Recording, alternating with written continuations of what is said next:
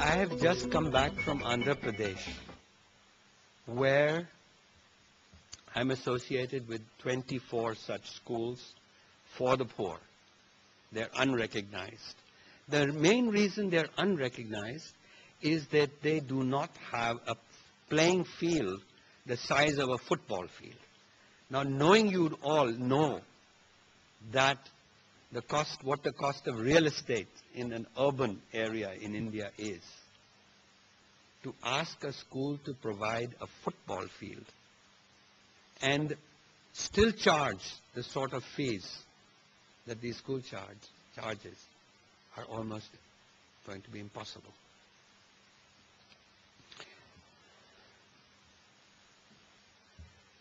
So what happens? In Andhra, during the month of June, the aggressive education establishment let loose a reign of terror and fear because it went from school to school, sealing these schools, closing them down. And really, then the chief secretary had to step in. You know, it became so bad. There was dharnas by parents, teachers, that the real question arose. I mean, the Secretary of Education had to step in and said, look, they have 3 years to gain recognition. But what had happened actually was that the bribe to the Mandal education officer had doubled or tripled. I don't think we are going to be able to close schools in India. Politically unfeasible in a democracy to close schools and send millions of children off.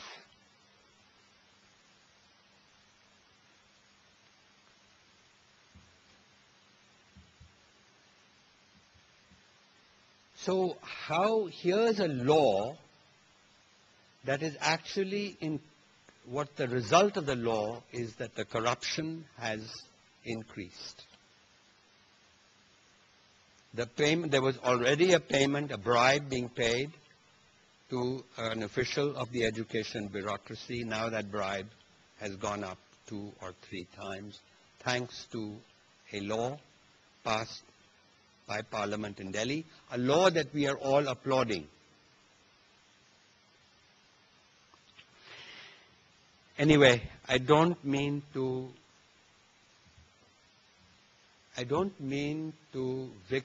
make the teachers victims in our society.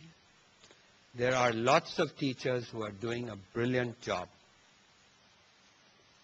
They are working in rain and shine.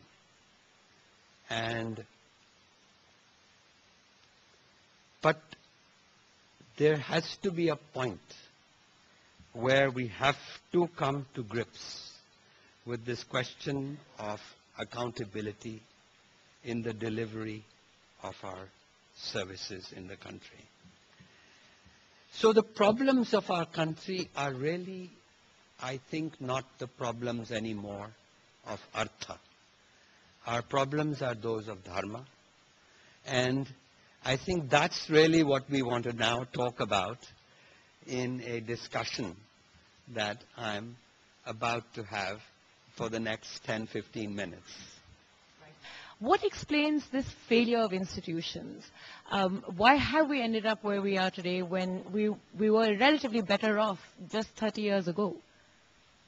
Yeah, well, that's a very good question, and I'm not sure that really anybody has an answer. We all have our theories, and I'm not even sure whether we ought to devote a lot of time to thinking about why the institutions have deteriorated. The fact is, they have deteriorated.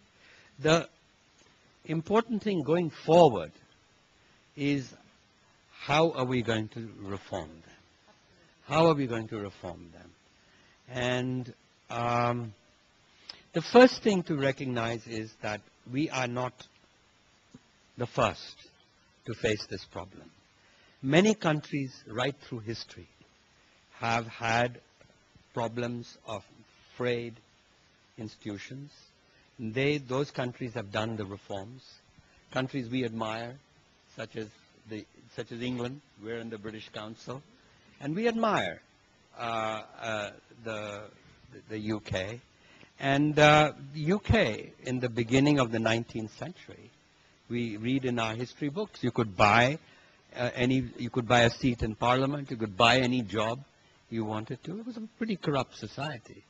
But then, through a series of reforms, through a series of prime ministers like Gladstone, Disraeli, and in the 20th century, with a reformer like Margaret Thatcher, they brought a lot of accountability into the government. So it can be done. And I guess the question is, what do we need to do?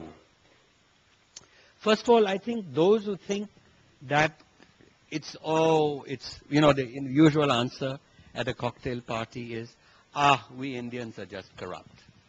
Well, that's rubbish. Because the same Indians, when they cross the immigration line at Heathrow Airport or at JFK, they immediately change overnight. They stop at red lights, they pay their taxes, and they do whatever they need to do. So it's nothing to do with national character. It's to do with our institutions. And those institutions in England, America, they send the right signals to the citizens. They send signals where good behavior is rewarded and bad behavior is punished. So I think that's what ultimately accountability gives us.